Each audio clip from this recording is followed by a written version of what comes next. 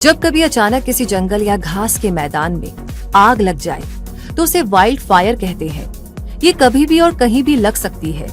आज तक जितनी भी वाइल्ड फायर्स स्प्रेड हुई हैं, उनमें से 50% के बारे में तो ये भी पता नहीं चला है कि ये शुरू कैसे हुई। इस तरह की आग किस वजह से लगी।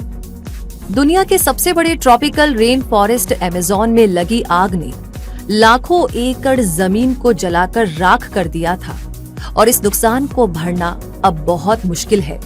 इसी तरह साइबेरिया के जंगल में लगी आग हो या अमेरिका के कैलिफोर्निया के जंगल में लगी आग हो, इनके कारण और परिणाम लगभग एक जैसे ही हैं। भारत में भी वाइल्ड फायर के मामले बढ़ने लगे हैं। हिमाचल प्रदेश और नागालैंड, मणिपुर सीमा पर लंबे समय तक आग लग रही। ओडिशा के सिमलीपाल राष्ट्रीय उद्यान में भी जंगल में भयानक आग लगी और मध्य प्रदेश में बांधवगढ़ वन रिजर्व और गुजरात में अभयारण्यों में भी जंगलों में आग लगने की घटनाएं हुई हैं। वाइल्ड फायर इतनी खतरनाक सिचुएशन है, इसके बावजूद ये तेजी से बढ़ती जा रही है और इससे होने वाले नुकसान भी। ये आग अनियंत्रित होती है। इसके रास्ते में जो कुछ भी आता जाता है ये उसे चपेट में ले लेती है, चाहे पेड़ पौधे हो या जानवर और इंसान। ये बस तेजी से फैलती चली जाती है और इसकी वजह से जमीन के बहुत बड़े हिस्से से जंगलों का सफाया हो जाता है।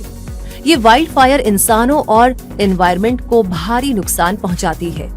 इसे अनवांटेड, अनप्रेडिक्टेबल और अनप्लान्ड फायर कह सकते हैं।